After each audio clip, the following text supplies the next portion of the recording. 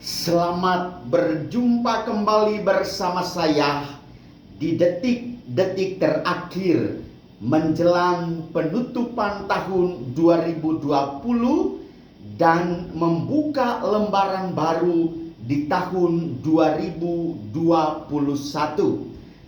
Channel YouTube Serambi Religius setia menemani Anda untuk membantu permenungan saudara-saudari sekalian dalam rangka penutupan tahun yang lama dan membuka tahun yang baru.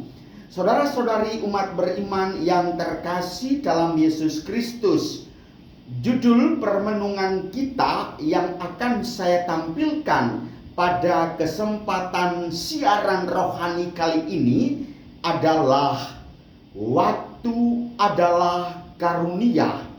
Oleh karena itu, hiduplah dalam kasih karunia, berarti Anda mensyukuri menggunakan waktu secara bertanggung jawab. Saudara-saudari umat Allah yang terkasih dalam Yesus Kristus, di penghujung tahun 2020 ini, yang tahun ini adalah tahun unik, surat edaran pimpinan negara, pimpinan lokal yang mengatakan tidak boleh merayakan tahun baru secara massal. Di pinggir-pinggir jalan tidak ada orang yang menjual mercon. Pasti tidak ada bunyi gemuruh di detik-detik terakhir, tepatnya pukul 24 malam pergantian tahun. Tetapi inilah kisah cinta untuk kita semua. Sebagaimana dikatakan bahwa apakah ini merupakan suatu penderitaan? Ya, secara manusiawi. Tetapi secara iman, saudara-saudariku yang terkasih, penderitaan tidak usah dibesar-besarkan. Karena yang sungguh dibesar-besarkan hanyalah kasih karunia Allah.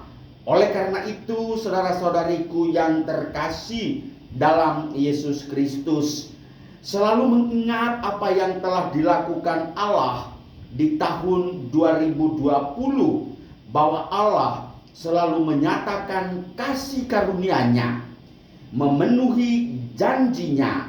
Maka kita harus belajar memenuhi janji kita kepada Tuhan, sehingga baik kita maupun Allah sama-sama, baik kita maupun Allah sama-sama memenuhi perjanjian itu.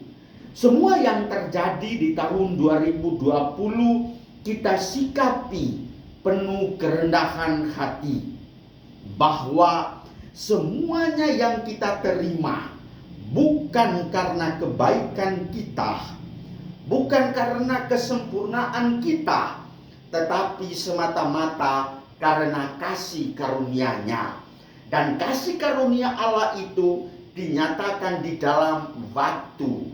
Waktu untuk seluruh dunia terdiri dari 24 jam untuk satu hari. Renungkanlah, Anda bangun pagi-pagi, pergi tidur larut malam. Syukurilah Anda menjalankan waktu dengan penuh tanggung jawab. Pengakuan akan otoritas Allah dalam kehidupan kita, bahwa hanya Tuhan yang menentukan segalanya, termasuk pengaturan waktu yang kita alami. Semuanya berada di bawah kendali, kuasa, otoritas, wewenang Tuhan. Kita semua hanya menjalankan saja. Waktu kita kalau memang begitu singkat, ya itu urusan Allah. Kalau memang Tuhan memiliki bahwa waktu untuk berziarah di dunia fana hanya sampai di tahun 2020, ya disyukuri dong. Karena itulah kasih karunia Tuhan yang dinyatakan dalam perjalanan waktu. Maka menghayati perjalanan hidup kita di tahun 2020, kita dipanggil untuk senantiasa mewujudkan rasa syukur kita dan memasuki tahun 2021 dengan suatu harapan yang optimis, bahwa sesungguhnya saya menganjurkan Anda untuk merenungkan jalan-jalan suci di tahun 2021 dengan mematuhi protokoler aturan pemerintah dan aturan Tuhan seperti berikut ini. Kita semua senantiasa memahami siapa diri kita sehingga dapat menempatkan diri dengan baik dan benar di hadapan Tuhan, bahwa sesungguhnya Tuhanlah Sang Pencipta dan kita hanya makhluk ciptaannya. Kita dituntut untuk menjalankan kehendak Tuhan, memiliki hati dan budi yang mempunyai rencana-rencana dan kehendak serta putusan untuk membedakan yang baik dan buruk berdasarkan asas-asas ilahi. Jalan yang kedua, memulailah segala aktivitas hidup dan kehidupan kita dengan iman dan kasih kepada Allah. Surat Paulus kepada jemaat di Kolose bab 3 ayat 17 mengatakan, dan segala sesuatu yang kamu lakukan dengan perkataan atau perbuatan, lakukanlah semuanya itu dalam nama Tuhan sambil mengucap syukur oleh Dia kepada Allah Bapa kita. Yang ketiga, memahami cakupan tugas kita, hidup dalam semangat doa. Mohonlah kepada Tuhan sesuai dengan cakupan kinerja kita. 1 Raja bab 3 ayat 9. Memohon hikmat dan hati yang paham. Doa permohonan yang tidak berorientasi pada kepentingan diri sendiri, tetapi pada tugas-tugas kehidupan, menegakkan kebenaran dan keadilan, pasti Tuhan berkenan. Bahkan Tuhan memberikan yang tidak kita mohon, suatu bentuk kekayaan dan kemuliaan. Yang keempat, hidup menurut jalan ketetapan dan perintah Tuhan. Hidup dalam terang Tuhan, dan Tuhan akan mengaruniakan umur panjang, tidak hanya dalam bentuk banyaknya hitungan tahun, tetapi juga dalam bentuk banyaknya rejeki, berkat lahir dan batin, kesehatan, damai sejahtera, sukacita, dan tidak tersesat di jalan. Jalan yang kelima, hidup dalam terang Kristus. Kristus adalah sang terang. Meski kegelapan itu mengintai dan merongrong kehidupan kita, tetapi sadarlah saudara-saudariku yang terkasih, kegelapan tidak akan kalah oleh terang, karena terang mampu menguasai kegelapan. Dan siapakah Dia? Yesus Kristus Sang Immanuel, yang berarti Allah beserta kita.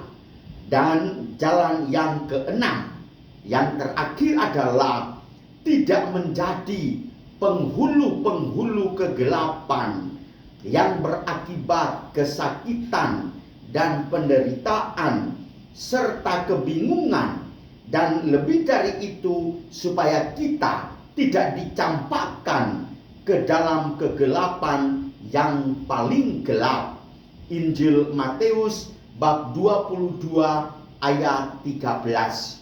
Sebaliknya, harapan kita sebagai manusia adalah apa?